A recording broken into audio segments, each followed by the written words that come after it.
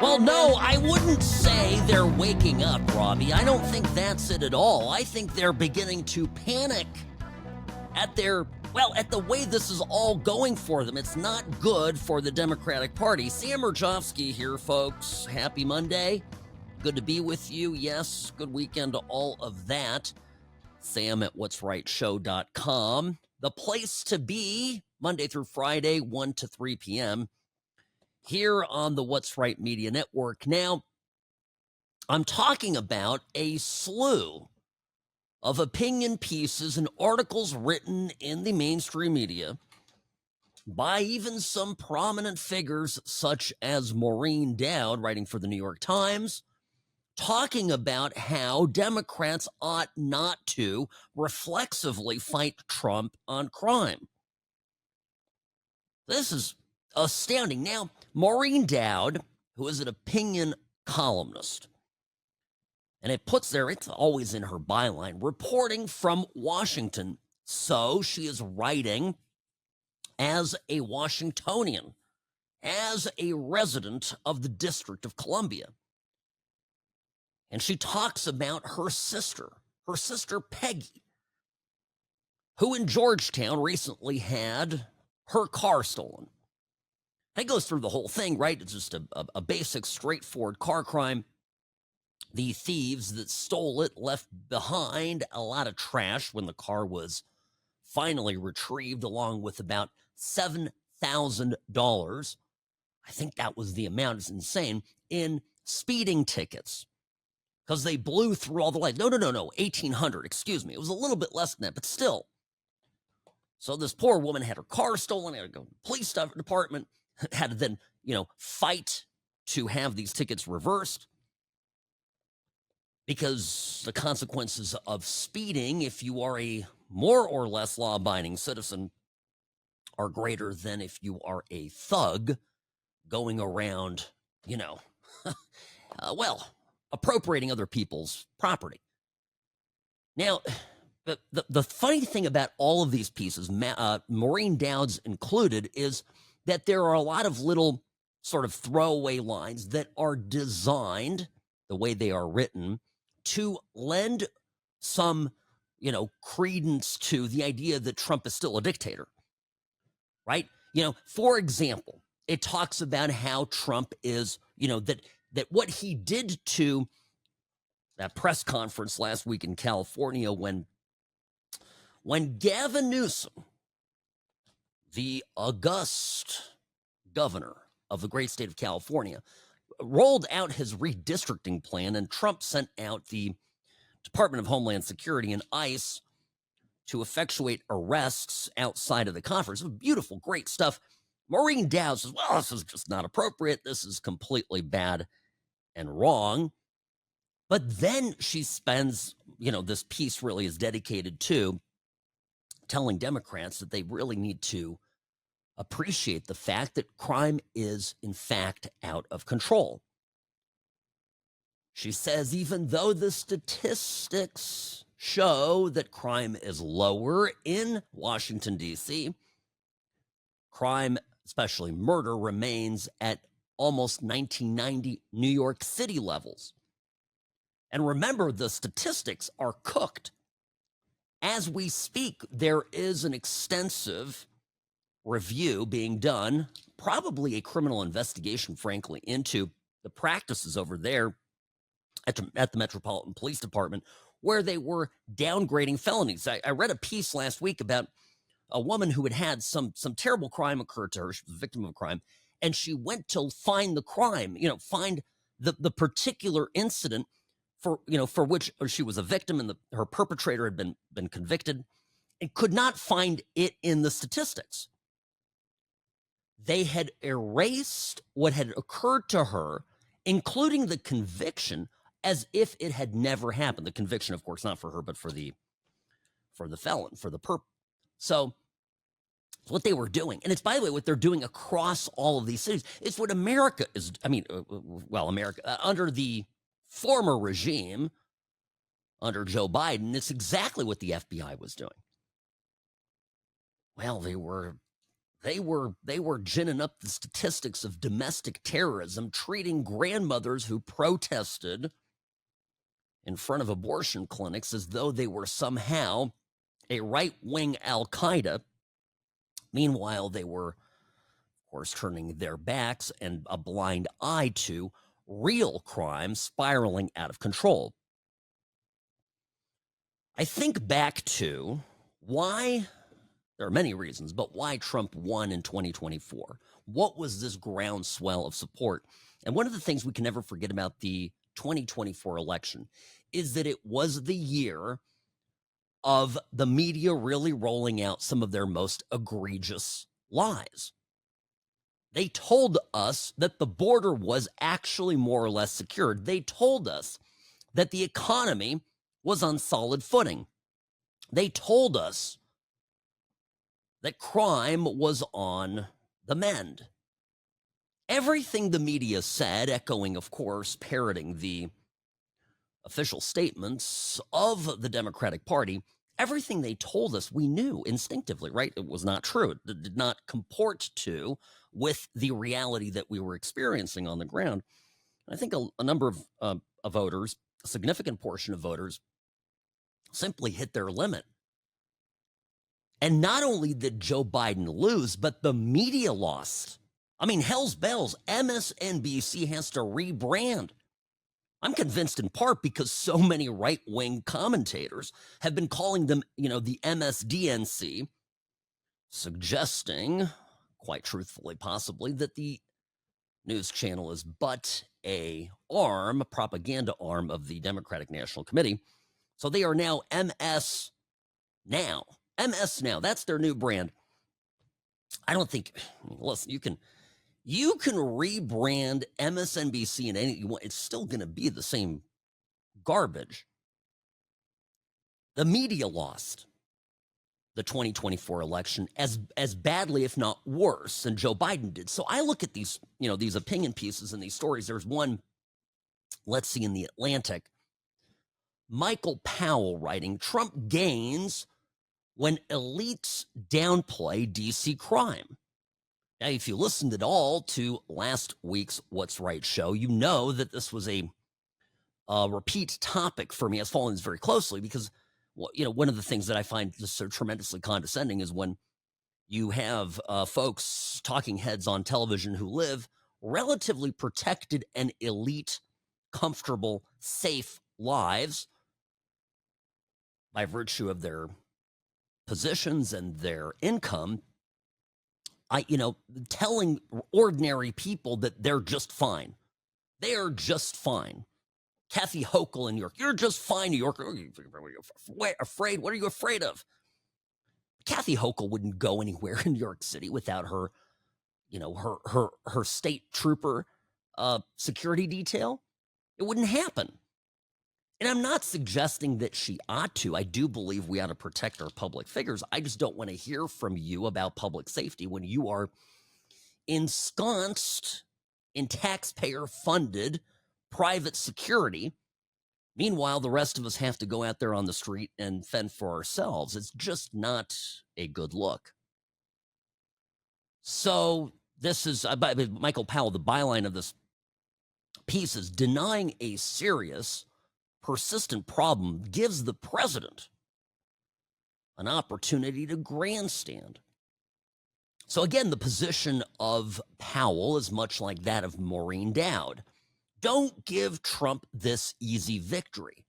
Yes, Trump is bad, but please consider that what he's doing when it comes to cleaning up Washington, D.C. is actually a good thing.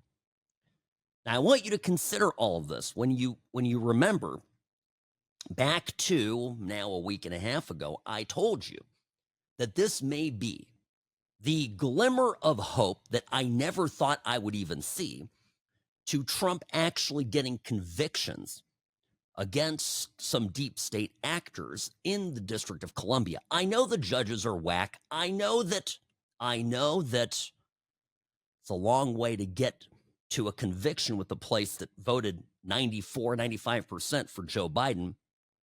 But still, Trump is winning over ordinary people in the District of Columbia.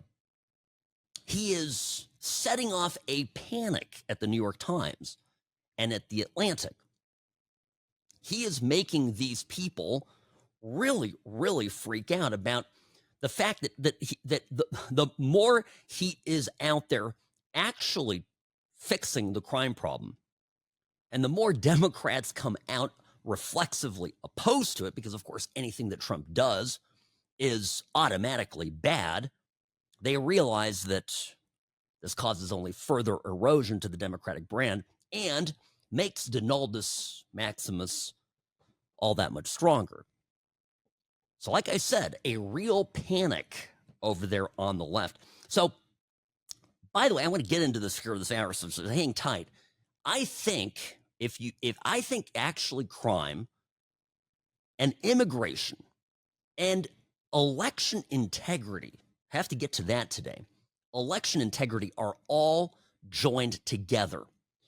It's all part of the same problem. And the thing is, I think a lot of people haven't focused on what the heading is. What's the actual, high level heading of all of this? Meaning, what is the most important end that Trump is trying to achieve? And of course, we'll get to the Zelensky meeting, which is a busy day today in Washington. We'll do all of this here. We got a couple hours, so we'll get there. Sam Mirejovsky, News Talk 840, KXNT. I'm the best. Personal injury law has been the same for a long time. The best. Big egos, greed, and sleazy schemes. We've had enough. Welcome to Sam and Ash, the new standard for personal injury law, where things are done the right way, because you deserve a team that delivers real support and results. When you have both, your whole world can change. Sam and Ash Injury Law, because you deserve what's right. I'm here. Don't worry. Nevada's favorite recovering Californian behind the What's Right microphone, Sam Mirejovsky, reporting for duty. Friends, I gotta tell you, just saw right before we went on air, video of Trump and Zelensky walking from the Oval Office to another part of the West Wing there to, I believe, meet with the rest of the European leaders. The retinue of globalists awaiting to sit down and have a conversation with them. The meeting, and I've got the clips here loaded, but it seemed to me to be much more friendly than the first get-together. Zelensky wearing a suit, although it's that funky black getup where you're not sure if he's a waiter or a world leader. Tough to tell the difference. I don't know. I understand the whole subject. I thought a lot about this, Robbie. Look, I think he should have worn a suit. I think he should have worn a suit to the first meeting, and particularly since he's the underdog in the fight. I always think about this. If I am the junior person, when I remember, for example, when I was starting out in my career and I was, getting a job working at a law firm and I was not a lawyer. And I vividly remember advice from older, more wise people telling me, dress for the job the position that you want. Don't dress, as the legal assistant, the junior, $10 an hour legal assistant. Dress like, you're going to be a lawyer someday. And I always took that to heart and made a huge effort to present myself in the best possible way. And so I look at this, I look at Ukraine as a country that is obviously the beneficiary of a lot of help from the United States, from Europe. I see Ukraine maybe a little through the eyes of a Central European, parents from the Czech Republic. The Ukrainians, in my part of the world there in the heart of Europe are viewed as I'm not gonna say inferior, but a weaker country, right? They're a mess. Even before the war, they're just a mess. A lot of Ukrainians try to get out desperately from their country, move to the Czech Republic and other places in Eastern Europe, right? Still Eastern Europe, but just more successful area. They do take menial jobs, that kind of thing. So in Prague, I can tell you a lot of people who are from Ukraine don't really like to advertise it. They come there, they learn Czech, they look good, some of them even change their Ukrainian names. I mean, they just want to appear as though they're Czech. So you got this guy, the president of Ukraine, he's going to meet the leader of the free world, Big Daddy himself, Trump, who is, he presumably wants help from, just put on a damn tie. Is it going to kill you? Oh, but Sam, Winston Churchill wore, during the Blitz. Yes, Winston Churchill occasionally put on a little military uniform, but then he also went out after bombing raids in a bowler hat and a bow tie. So don't give me this Winston Churchill was a dapper gent. Don't throw Churchill under the bus. Thank you very much. Anyway, we'll get more to that in a moment. I've been thinking about election integrity, crime, and of course, immigration enforcement.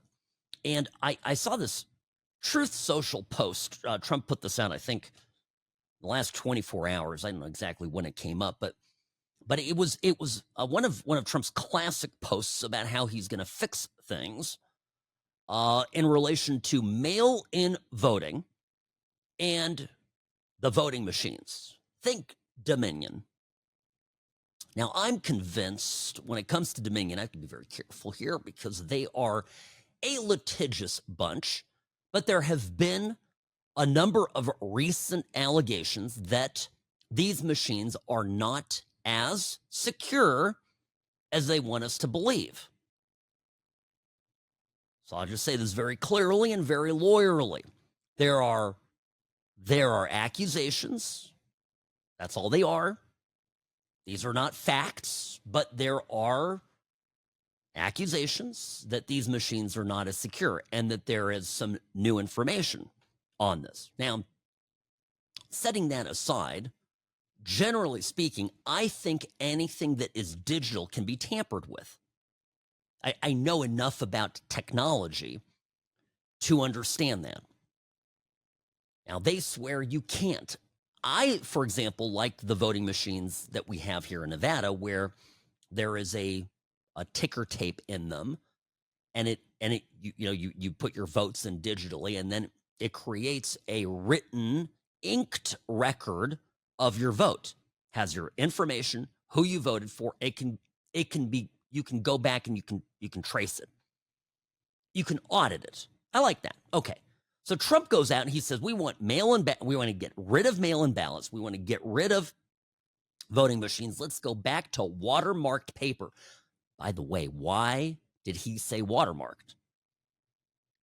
I mean, I think this is coming from the 2020 election when there were allegations that there were ballots getting printed up, off the copier and whatever, and loads of fresh ballots coming in, and they didn't even, in Maricopa County, what was one of the things people were saying down there, that the ballots did not look?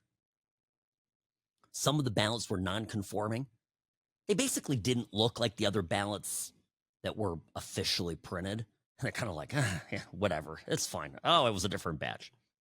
So, that batch came from Dunder Mifflin, right? They just kind of blew it off. And, this is to me, right? To me, if you're going to have a democracy is one person, one voice.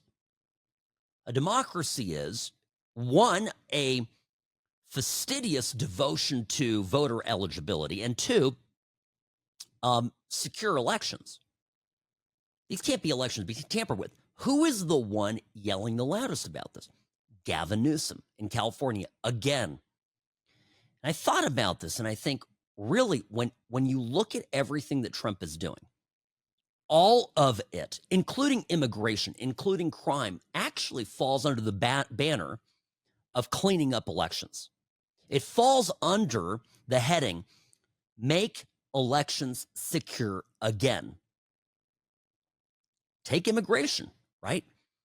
It's an obvious thing what Biden tried to do. They obviously try to import a bunch of people here just to beef up the numbers so more Democrats would get elected. And Trump's saying, enough. All right, folks, be right back. Don't go anywhere.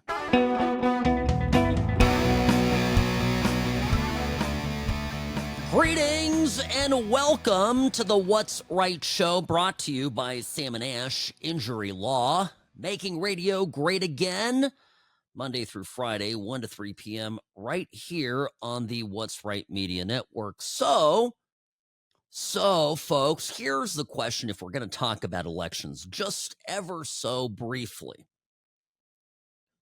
Big news is that the Texans, the Democrats who went off to New York and to Illinois and to other blue states to hide from those wascally Republicans, have come back home. The prodigal Democrats of Texas have returned.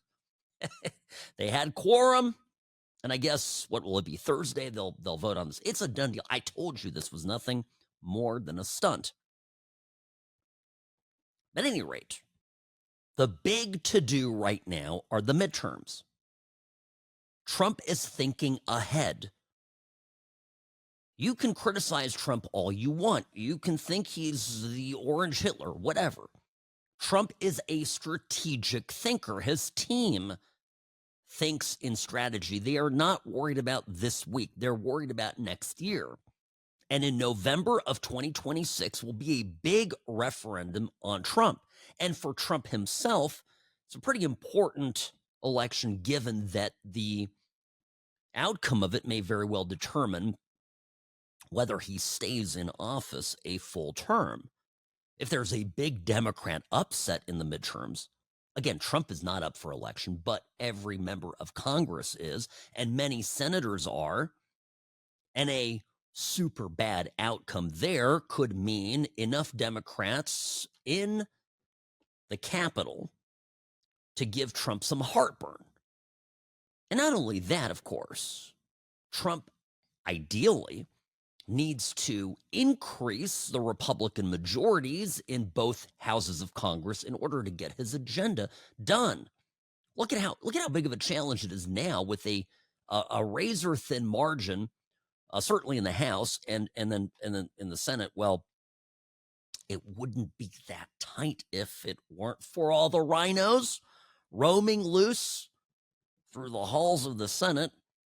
Here's looking at you, Lisa Murkowski and Susan Collins. Not to mention the old fossil there. Yeah, well, Mitch McConnell is still breathing.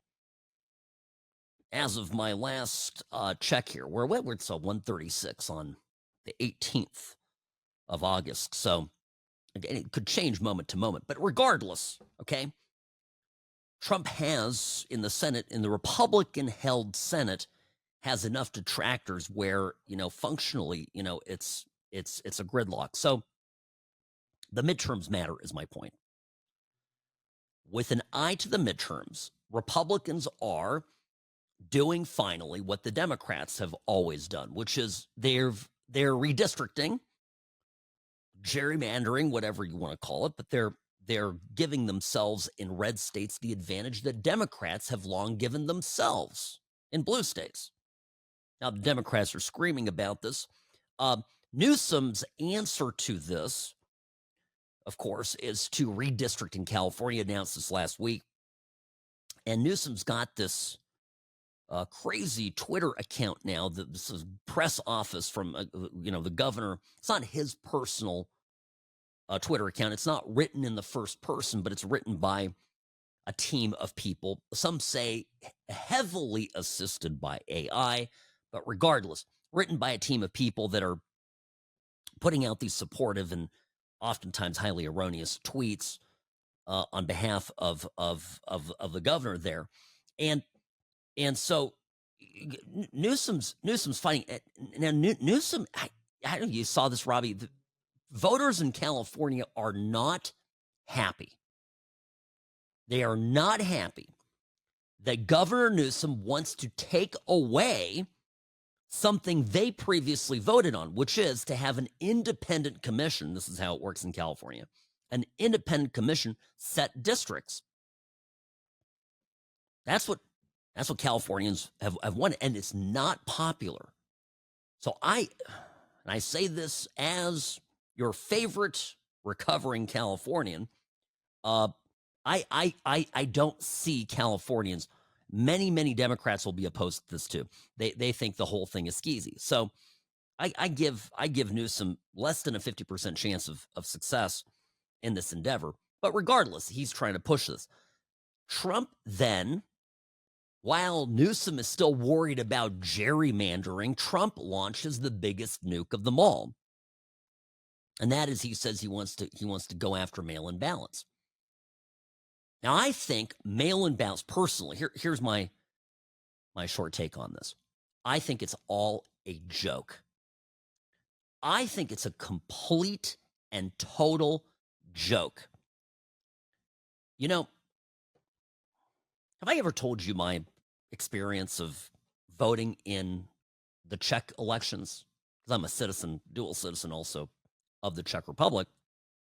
And one time I happened to be in the country and said, well, this will be an interesting experience. Let me vote. And I happened to care about that particular election. And I had as you might imagine, I had an opinion on it. So I went and I voted, and I had to vote in the Czech Republic, a former communist country. I had to go with my government issued ID card. I had to go to the precinct where I am registered. I had to wait in line, meet a little lady there with a sheet of paper, cross me off. I had to sign, she signed, countersigned, wrote down, confirmed the details from my government issued ID. And only then was I given a ballot, which I had to, fill out and obviously, then submit. And that's how elections work in Europe. And by the way, guess what? Generally speaking, the results of the election are known the next day. None of this BS counting the ballots like we do in so many states, including here in my home state of Nevada, counting the ballots for weeks. Election night, the Republican wins. And then a week and a half later, you find out that the Democrat has come out ahead. They know just how many ballots to release into the mix in order to get them across the finish line. It's a fraud. It's a complete joke. Now, the Dems are freaking out about this. This is bad news for them. And here's an important, if you're on the fence about this, let me just say something. The party that claims to be the cutting edge, the leading edge of the fight to safeguard democracy. The Democrats, right? That's who they purport to be, right? They purport to be the yes. So and I'm just saying this because the Democrats will always tell you we are the bulwark, okay? So, of protecting, democratic, principles. But then they are always the ones to fight, just emphatically fight any efforts to secure elections. Why does every effort to make elections less secure come always from the one side that purports to be securing democracy?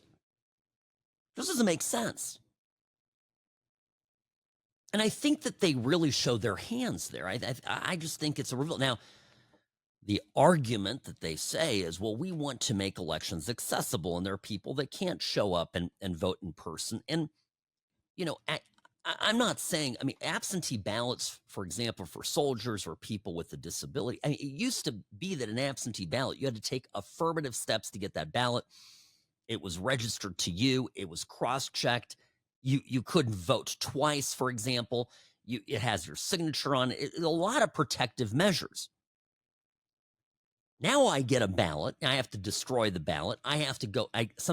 Frankly, I got multiple ballots. I know a number of Americans did that. Not just here in Nevada, but in California, elsewhere. Those stories are real. You move, and all of a sudden you get a ballot to your old address, your new place. This is all done on purpose to facilitate voter fraud. And who does it benefit? The Democratic Party. You know, if you're sitting here wondering, and this is why I tell you, I keep saying it's all connected. If you're sitting here wondering, how is it possible that the party that is really on the wrong side of every 70-30 issue, how is it possible that they keep winning 52%, 53, 54% of tightly contested elections? And maybe, I don't know, maybe the answer is they don't. Maybe the Democratic Party isn't nearly as popular as we think it is. That we have a misplaced, naive trust in the integrity of our elections. And this is a self-criticism because I'm not a wild conspiracy theorist. And so it takes me sometimes, and you know this from listening to my show, those of you who have been with me for a while know that it takes me a while to get there. And I think it is dangerous to begin throwing around, you could be right later, right? But you also be wrong. So, fools rush in. That's my view. And I try to not be one of those hosts, commentators, all right? But I tell you, I have now seen enough to where I do not believe that Trump lost in 2020. I just don't believe it. And that doesn't make me a wacko. It just means that I've got a brain. And I've looked at enough, and I've examined enough, and I've seen enough to be convinced that some very serious monkey business went down in 2020. And the Dems, very, very smart. If there's one thing the Democratic Party does well, they know how to organize. They know how to do fraud. They know how to, in the words of Rahm Emanuel, let no crisis go to waste. Meaning they saw COVID coming. They saw it happen and immediately saw the opportunity. And by the time, this is the criticism I have of Trump, by the time Trump realized what was going on, it was too late, okay? Because remember, never forgive Trump. I mean, this was a big mistake. He should have seen shutting down the country. And in the moment I went along with it too, but it was, if you trace everything bad that ultimately happened in 2020, it was giving in to the very people that had it in their mind's eye to get rid of Trump, giving into them and giving them the shutdown. So let's start undoing it, is my point.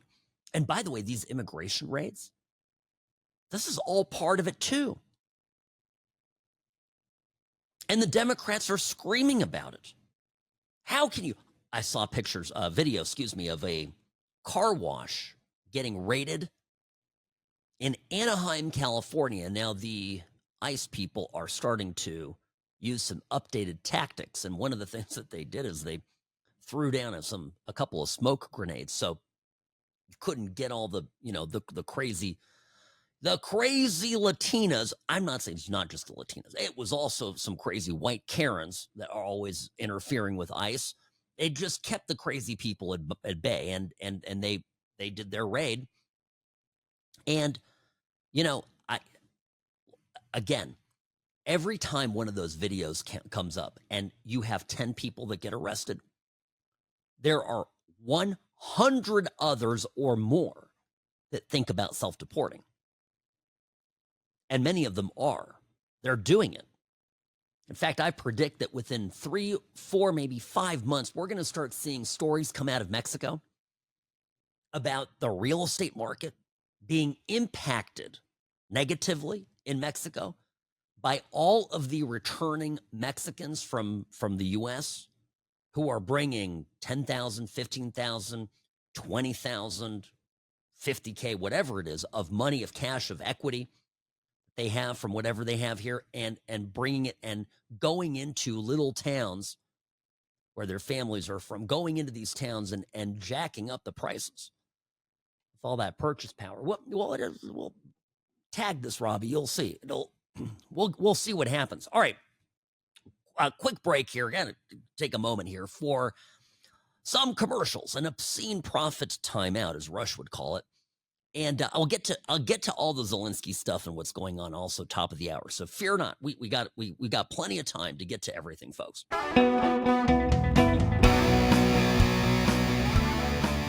Hi, welcome back. Sam Mirejovsky here behind the What's Right microphone. Greetings, friends. Sam at what'srightshow.com is my email. At What's Right Sam is where you can find me on X, formerly known as Twitter. Trump here Monday talking about the mail-in voting, the ballots. Now, this is enough to give Democrats conniption fits because this attacks the very means by which the Democratic Party maintains some political power. And so you're going to see an enormous amount of pushback to this. Here's this was, of course, during the commentary here, a little press conference with Zelensky in the Oval Office, but the other topics came up as well, and this was one of them.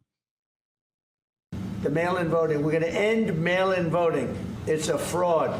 If you have mail-in vote, even Jimmy Carter with this commission, they set it up.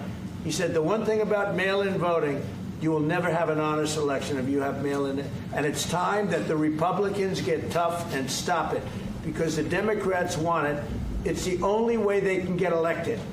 Because with men and women's sports and with transgender for everybody and open borders and all of the horrible things, and now the new thing is they love crime. They're fighting me on the fact that I've made Washington, D.C. safe. We're not going to get mugged, beaten up, or killed like all the people you've been watching get so badly hurt. I'm glad. I hate to take your time with this, but I'm glad you asked me that question. Sorry. We're going to stop mail-in ballots because it's corrupt. Now, look, notice how he weaves in. It's the Trump weave, right? He goes in and out of different topics, but he's talking about crime. He's talking about secure elections. And I guess the only thing he didn't cover here is illegal immigration. The three go together. Now, where's crime in all of this? That's an interesting point. The Democrats are the party of criminal permissiveness, right?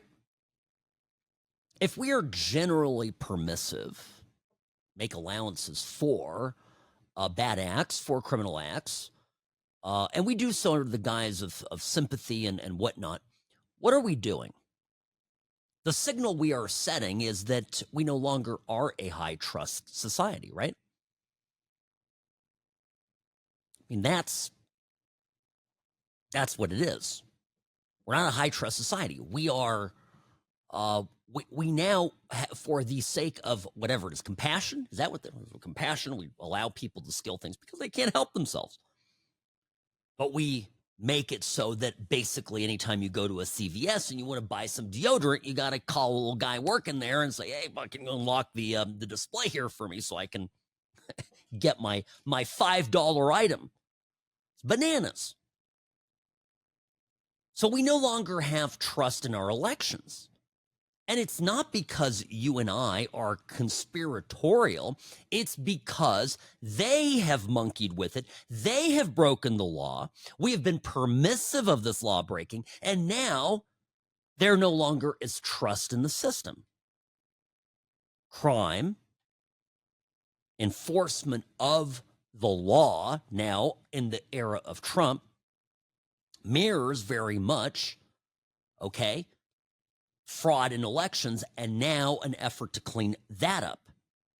We're going to return back to being a high-trust society. Well, by the way, I mentioned the voting machines. Here's a lady named Marilyn Marks here in Las Vegas last week at DEF CON, and talking about how easily, again, this is an allegation, how easily voting machines, Dominion machines, can be hacked. It's kind of frightening, actually, when you think about it. All right, I can then hack the voter by asking a different question. This is one of my favorites. I have a question up there. Shall the consumption of marijuana be made legal in the state? Well, I don't want it to be legal. So what can I do? I can change the question. I can make it illegal in the state. And instead of the question on the screen saying, should it be made legal, made illegal in the state. Now you're going to vote the opposite of what you were thinking about voting. Isn't that funny? You get conned into voting the wrong way. This is just one example of how hocus pocus all this stuff is. All right, be right back after this. Don't go anywhere, folks.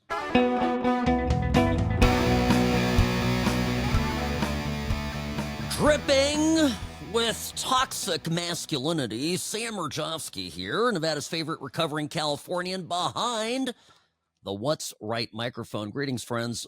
Good to be here with you. Some developments that are happening in real time. This is live, so forgive me. I'm just catching up on the news out of Washington, D.C., fast-moving developments. So here's what I know.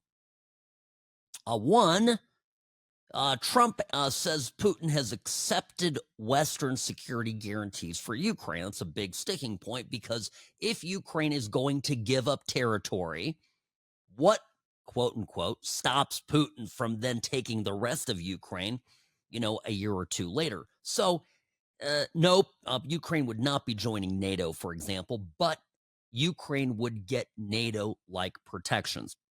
Apparently not a sticking point. Now, the other thing that I just found out is that apparently in the last hour, Trump stopped his meeting with the European leaders, because you've got Ursula von der Leyen and Keir Starmer and the little man from France with the older wife, and a few others, Merz from Germany. All the European, sort of the to-do people of the EU are there as well. So Trump stopped his meeting with the European leaders and Zelensky and went outside of the room, called Putin, and said that the meeting would continue after the call's finished. Now, the original plan was for them all to meet, and then Trump would call Putin. Months ago, my friends, I told you what Trump was up to. Because almost as soon as Trump got into office, he was smacking around Zelensky. He was being openly flattering to Putin. The left was melting down. And I said, this is how you mediate.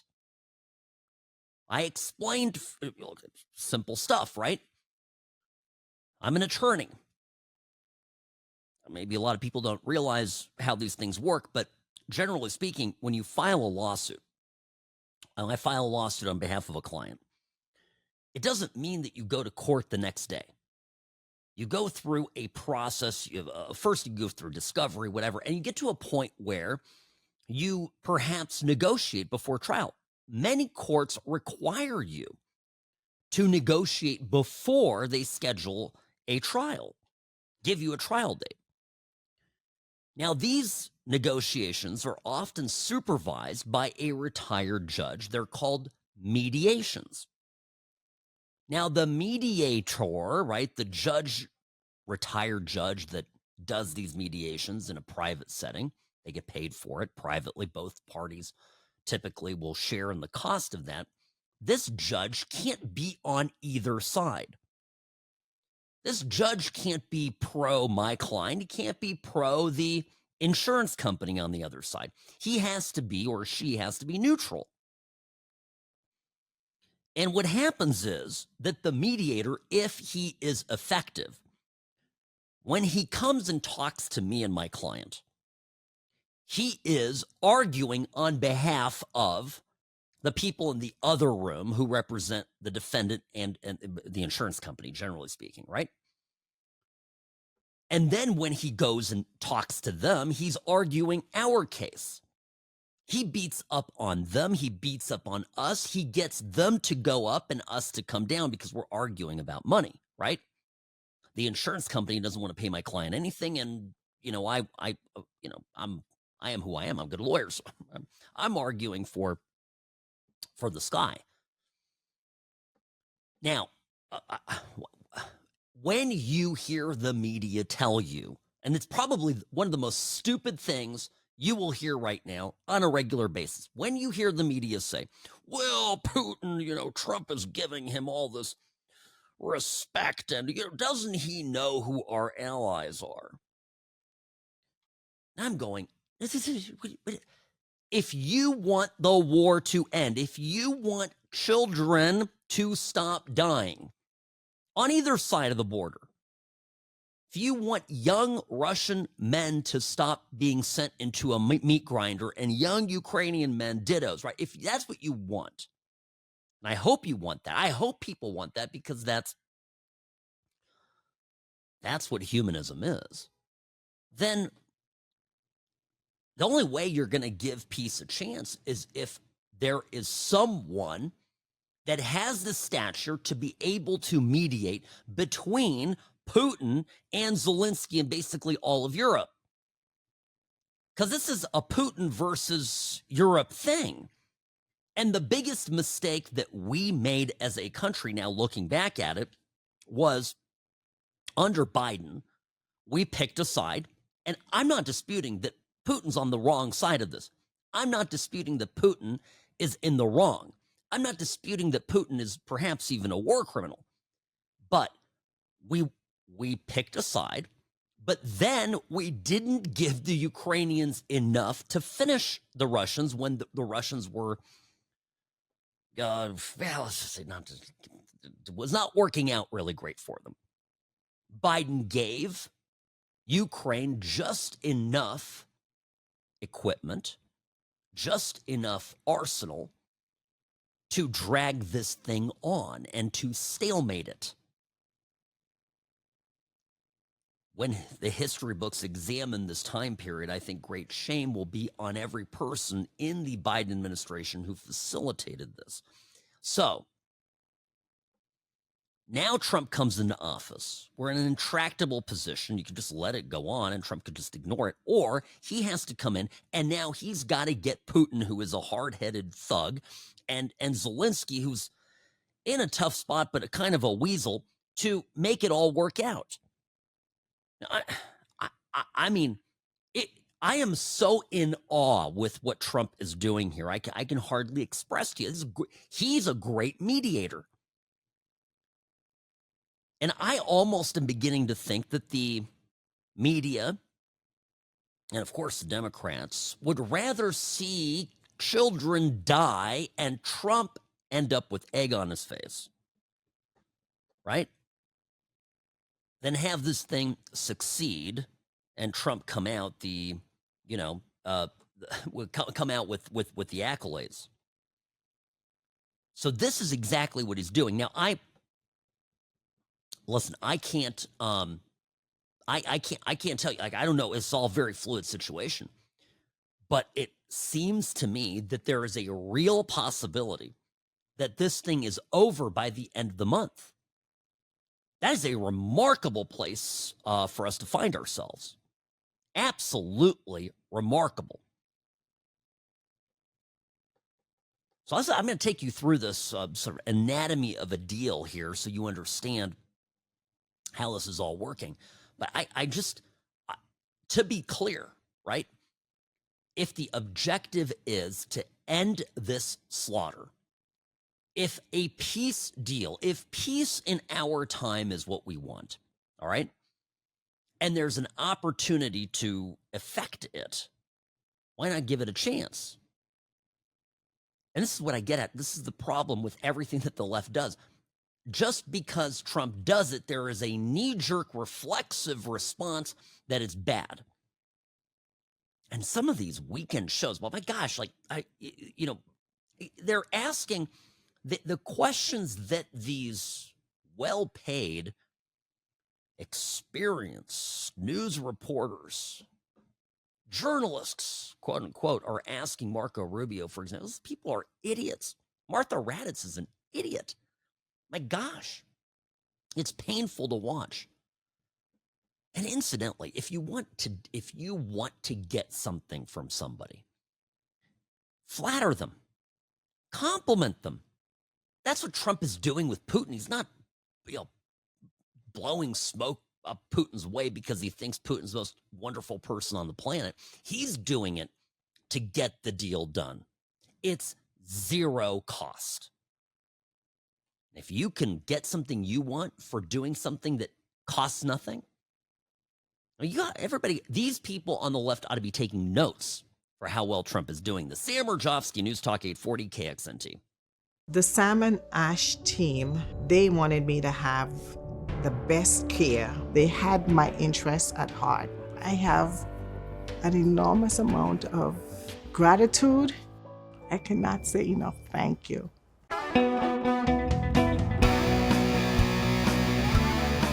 Hi, welcome back. Sam Mirejovsky here behind the What's Right microphone. Friends, good to be with you. By the way, just got a good email here from David.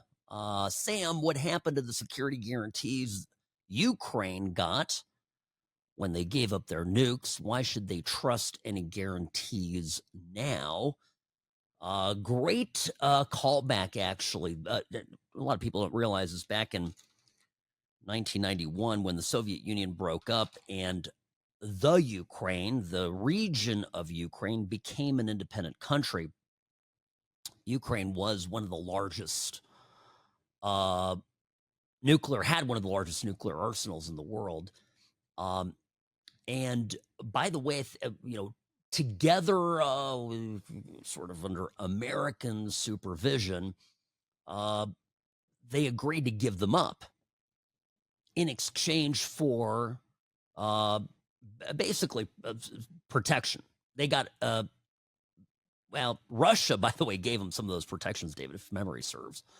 But it was the U.S. and the UK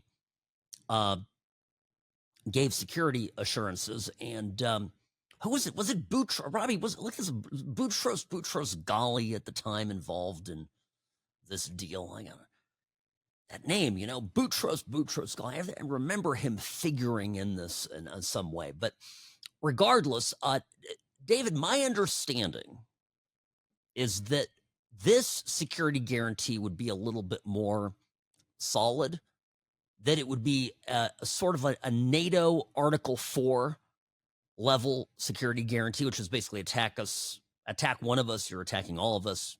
So if somebody comes in and goes after Poland, you've just picked a fight with the entire NATO alliance, which of course includes the United States.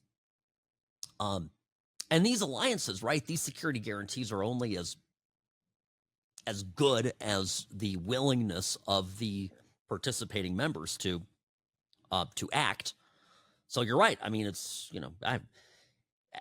it may very well mean that there is not much of a guarantee, but I think it's going to be a lot stronger than what happened back in 1992. So anyway. That's something to follow, certainly. All right, here is what I just a couple of moments here from the meeting today in the Capitol. First, Zelensky shows up at the White House. Mentioned earlier, he was not wearing a suit, but it's okay. Looked like a sort of a black jacket. It's something that he'd worn previously in a meeting with some European leaders. And anyway, here is a reporter congratulating Zelensky on wearing a suit. I think this is the same reporter that called him out for it during his last visit. And Zelensky actually was a little bit funny here. President Zelensky, you look fabulous in that suit. I said the same thing. Yeah, you look good. I said the same thing. Yeah, looks good on I you. said to the one that attacked you last time. See, now he's I remember that. Yeah, I apologize to you. You look wonderful. No, my first question for you, President Zelensky. In the same suit. You see, I changed. You are not. Maybe yours is much better. So Zelensky was laughing here and going, "Hey, you're in the same suit. I changed and you're not." So, yes, it's kind of a funny moment, light-hearted moment. Now, the call with Putin. Here's what this is. By the way, before Trump got on the horn directly with Putin. This is earlier today. His intentions to call Putin and being in touch with him indirectly. We just spoke to, I was just telling the president, I just spoke to President Putin indirectly, and we're going to have a phone call right after these meetings today.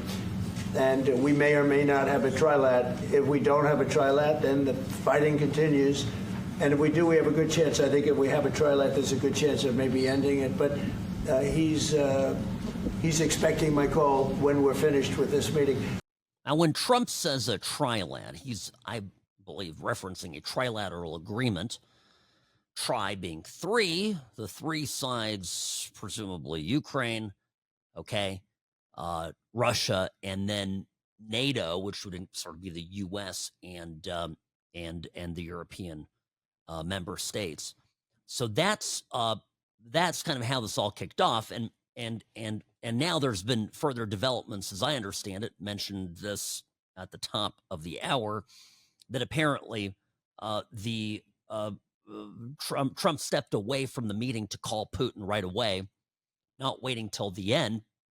This is, to me, a sign that there's a red-hot deal ready to be forged, that it's there. It's very close. If the Europeans and if Zelensky was just waving all this off and saying no, then Trump would say, well, thank you very much. Then I can't do anything with this, and see you later. If it's hanging on one or two perceived smaller issues, things that Trump is going to try to handle with Putin, then it means that the deal is close. So anyway, I'm just reporting what happened. Now, this was great. Martha Raddatz yesterday, ABC News. Raddatz, you know how I love when the media goes, they'll say this as if they're talking about other people, but really it's projection. It's what they think. So she's saying what critics are saying about, Trump appearing to, be so flattering and so welcoming and warm to Putin. How dare he? How dare he? Critics of President Trump will say the pomp and circumstance, the red carpet, the warm handshake, that President Trump simply lost that Putin gained there just by being on the world stage and walking down a red carpet with the president. Okay. Right? Now she asks for, it's got Rubio there, Marco Rubio, who has just been phenomenal, right? So she asks Rubio what his reaction is. With the president, your reaction to that? Well, I mean, critics of President Trump are always going to find something to criticize. You don't even pay attention to it anymore. But I will tell you this, Putin is already on the world stage. He's already on the world stage. The guy's conducting a full-scale war in Ukraine. He's already on the world stage. He has the world's largest tactical nuclear arsenal in the world and the second largest strategic nuclear arsenal in the world. He's already on the world stage. When I hear people say that, oh, it elevates him, well, all we do is talk about Putin all the time. All the media's done is talk about Putin all the time for the last 4 or 5 years. That doesn't mean he's right about the war. That doesn't mean he's justified about the war. Put all that aside. It means you're not going to have a peace agreement between Russia and Ukraine. You're not going to end a war between Russia and Ukraine without dealing with Putin. That's just common sense. I shouldn't even have to say it.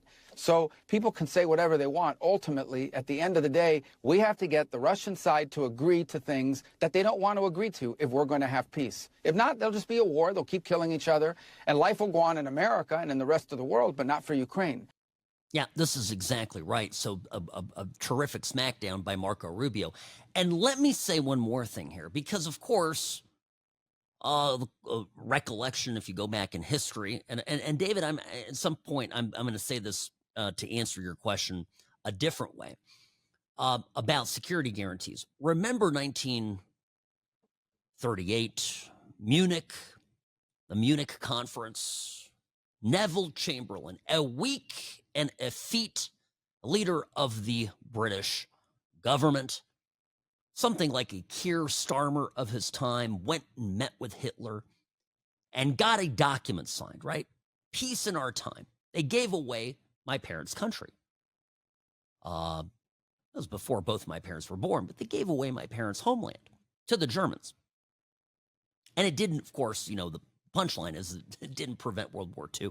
Hitler was not satiated by grabbing the Sudetenland. And in fact, all of Czechoslovakia ultimately, and Poland, and et cetera, right? World War II came.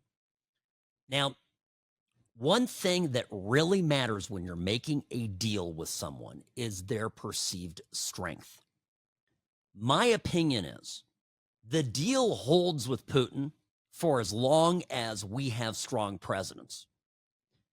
If Trump is in office, if J.D. Vance is in office, if Marco Rubio is in office, this whole thing holds together.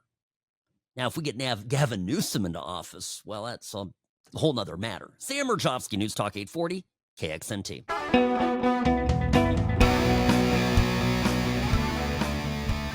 What a difference an election can make.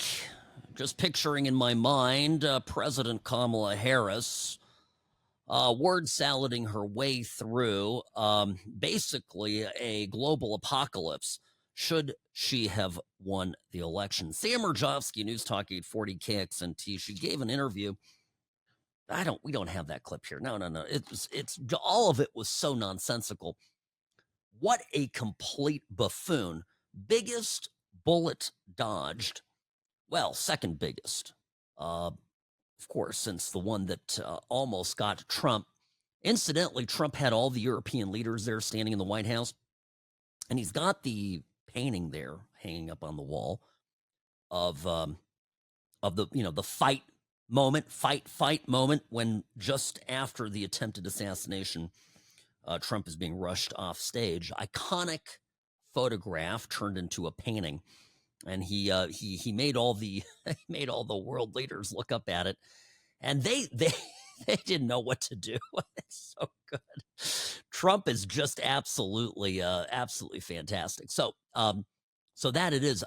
Meetings progressing. Progressing is happening. I think it's still going on as we speak. So keeping an eye on that, of course, here as we are live, and it's up at what is it, 5:30 in Washington D.C. So we'll keep an eye on this, of course. Now, Trump had some funny moments this week already. It's just Monday. At his meeting with Zelensky, he repeated what he has said several times or written several times on social media, that the press would complain no matter what he did. And so he said, look, no matter, I could literally deliver everything on a silver platter and they would still find some issue with it. It's an amazing phenomenon. I said that if in the settlement you got Moscow, St. Petersburg, and thousands of miles around them, they would say, I made a bad deal. The level of hatred and animosity is incredible. Not with all. I mean, we have great people up here. We also have terrible people up there that I think are told what to say. But, in solving all of these wars, they don't even write about it. I saw major wars. I saw wars that have been going on for 31, 35, and 37, and a couple of quicker ones. One that was going to go into a full-blown deal very quickly. The one I'm talking about, it was a big one. But they don't even write about that. No matter what I do, no matter what, and this is not anything to do with you. It's probably to your advantage in a certain way. But no matter what I do, no matter what deal I make, from my standpoint, you'll come out good. Maybe President Putin will come out good. But they'll say, Trump was absolutely horrible.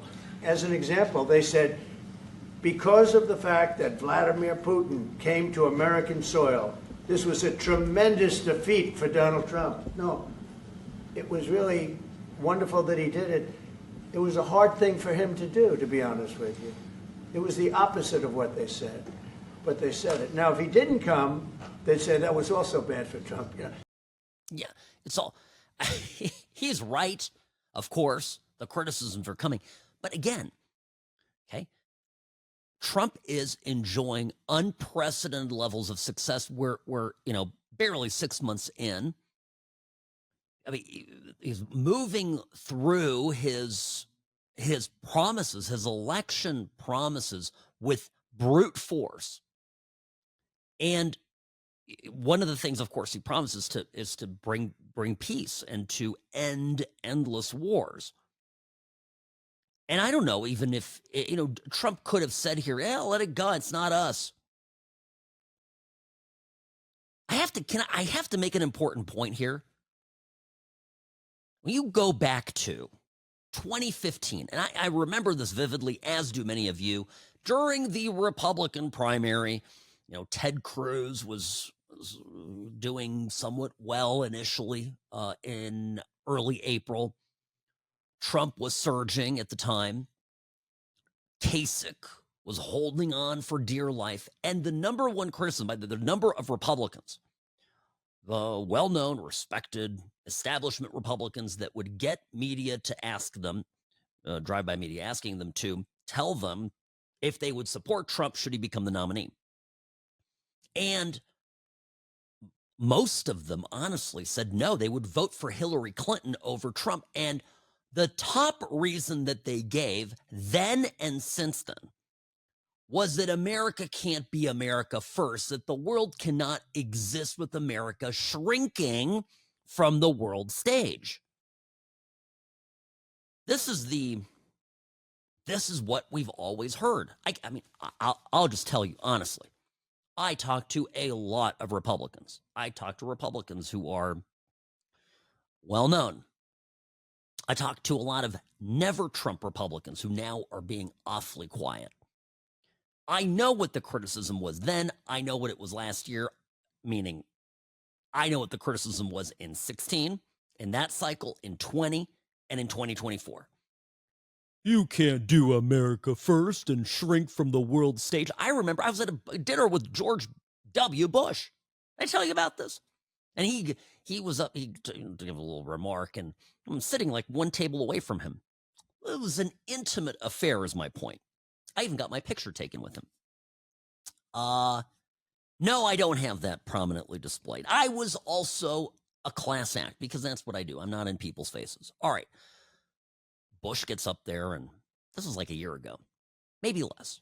And he gets up there, he goes, well, you call me crazy, but now people think they can America can just remove herself from the world stage. Well, here is Trump. Here is an example what America first is. America is the 800-pound gorilla looking at Vladimir Putin, looking at Zelensky and saying, enough, end it. America is the country that looks at Armenia and Azerbaijan and says, how do we make this work? By the way, the anatomy of that deal is fascinating for another time.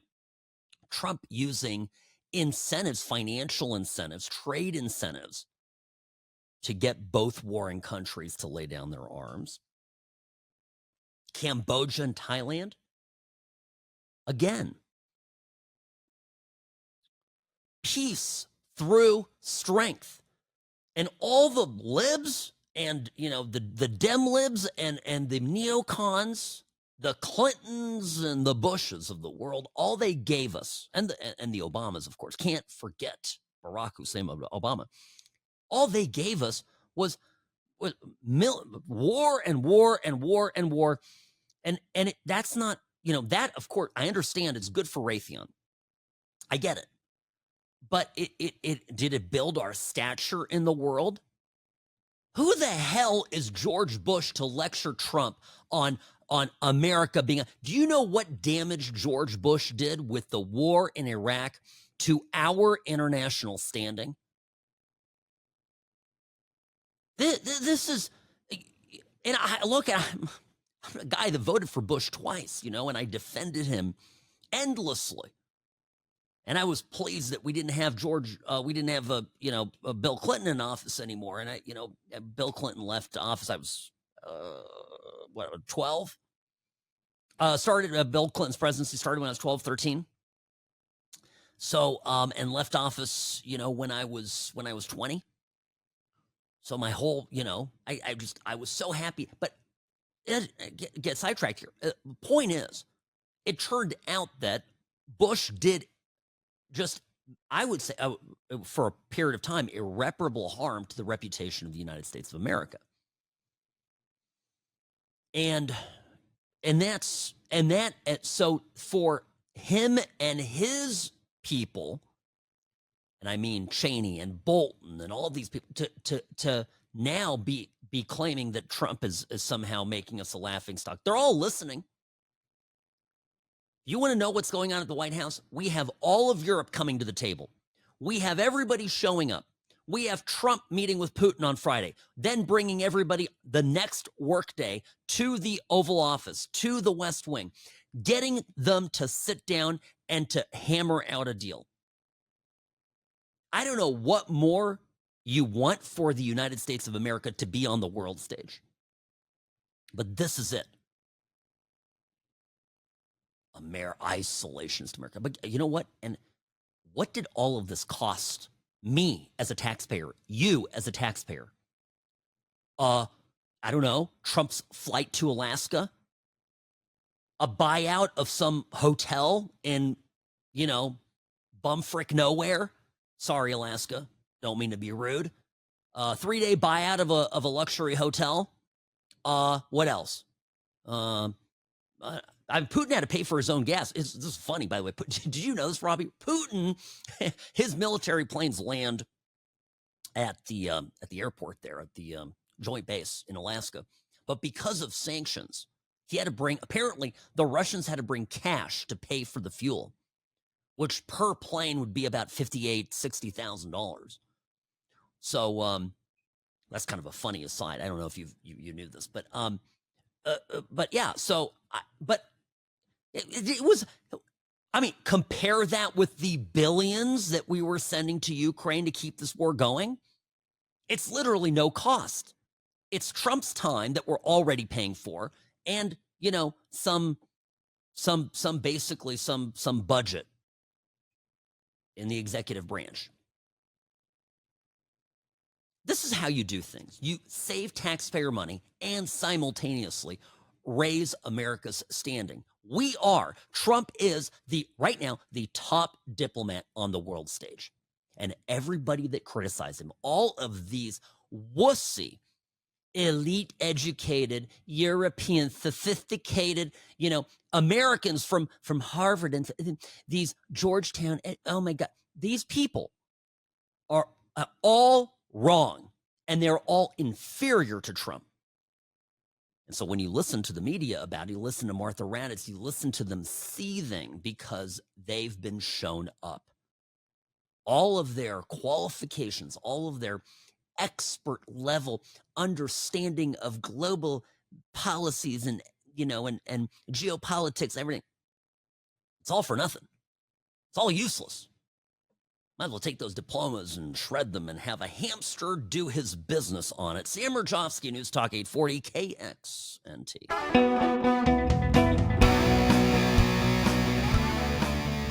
Some unsettling news out of Washington. Apparently, there's a female assassin that was traveling from New York City to the Capitol, intent on killing President Trump. This is wild news being reported by Jeanine Pirro. So we'll see what happens. The woman is under arrest, thank goodness, and will be prosecuted to the fullest extent of the law. Sam Mirejovsky, News Talk 840 KXNT. Welcome to the What's Right Show, your place for common sense conservatism, Monday through Friday, 1 to 3 p.m. So that's an update from Jeanine Pirro there. Another update about her, incidentally. She went on Sunday, Fox and Friends on the weekend, talking about how the dumbest thing the Democrats ever did was to defund the police in D.C. You betcha. The dumbest thing the Democrats ever said was defund the police. Yeah. Okay? Really. And we are suffering as a result of that Democrat statement because they know how dangerous crime is. I had them look at a stat that apparently no one's looked at. 45 teenagers killed in the last year in 8 months by weapons, by shotguns, by firearms, okay? 45. Every one of them African American, every one of them black. No one is talking about the minority community. No one is talking about the fact that 70% of those homicides are not solved. That means the guns are still on the street, the young thugs are still on the street, and they want to say, we can't prosecute young kids. Yes, you can. A murder is no less a murder if you're 15 years old. Yeah, I mean, listen to how Pirro, who is the U.S. attorney for the District of Columbia, is talking. Now put on your political goggles and think about this in political terms. Republicans supposedly are the party that doesn't like minorities, according to CNN, the mainstream media. Now imagine you're a minority. And your neighborhood is getting shot up day in and day out. And let's say you don't even live in D.C., you live in Baltimore, okay? Or you live in L.A. You have murderous thugs roaming the streets, and you have a political class there who believes that everything's just hunky-dory. Now you're watching Trump, who's supposed to be Orange Hitler because that's what they told you, talking with great concern about your neighborhood, about your safety, about your kids' safety. Wow. Slowly but surely minds will be changed. Incidentally, some local media went by a hotspot in D.C. A restaurant was interviewing people. This was fairly late at night, about 11 o'clock. And this is a CBS local affiliate, WUSA 9. The reporter sets this up and then puts a mic up to a woman, the camera up to a woman who happens herself to be black. I'm just pointing this out because, you know, significant portion of DC's population, about 50%, is black or brown. And this woman seems to love the fact that things are a lot safer in her hometown. About 11 p.m., we noticed more DEA agents patrolling, this time along the wharf, where Karen Smith was celebrating her birthday with friends. I enjoy having extra security. I think it's a good thing. I mean, you want to feel safe when you're out and about, especially females. Yeah, right? Again, so the crime, most of it occurring in less affluent areas, most of it occurring in neighborhoods that were traditionally Democrat. Women tend to be less pro-Trump. This is just a statistic. But they're getting won over by the safety that they feel being able to go out. El Salvador, a country in Central America, the home of the Maryland man, Kilmar Abrego Garcia, was one time the murder capital of the world. Along comes Nayib Bukele, the president there, who vows as his top promise to restore safety for El Salvadorians. He builds one of the largest prisons in the world. He makes it impossible, basically, by virtue of criminal enforcement, enhanced laws, and punishment for crime to occur. El Salvador City is now one of the safest metropolitan areas in the world. Still third world, but people can walk the streets safely. I was just speaking to a friend of mine who's been there a couple times in the last little while. He is a police officer here in the U.S. He went there to visit a friend, and he was saying how basically he was about to remove his backpack from the trunk of the car as he went with his friend there to dinner, and she tells him, no, you can leave it in the trunk. No one's going to steal this. 5 years ago, that would have been unthinkable. Guess who is Mr. Popular, likely president for life in El Salvador? Well, you guessed it. It'd be El Presidente himself. You give people their safety. You give people their security. You give people the gift of life. A lot can happen. I've got your emails. I know some of you think that I'm insane, that I suggest that Trump, by virtue of his war on crime, is winning people over, but he is. There was a protest against Trump in D.C. on Saturday. Here's what it sounded like.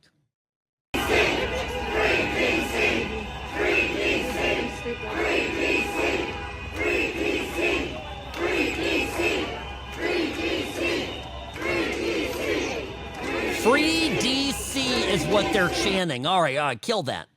Free DC. Now I'm looking at the video and I'll tell you, I don't see, and it's not me being racist, I got a point here, okay? Well, I have eyes and I can see, okay? There's not a dark face in the crowd. These are all white libs, people getting maybe paid to be there. Maybe they're people from nicer areas where crime isn't as bad. This isn't a real protest. Turns out that what Trump is doing is wildly popular in the areas that it's making the greatest difference. That's a good thing. Will it change minds? Well, maybe not this week or next, but give it a year. By the time the midterms comes around, by the time James Comey is on trial, we didn't get to the Taylor Swift James Comey. Robbie tomorrow. We'll do it tomorrow. All right, folks. See you later.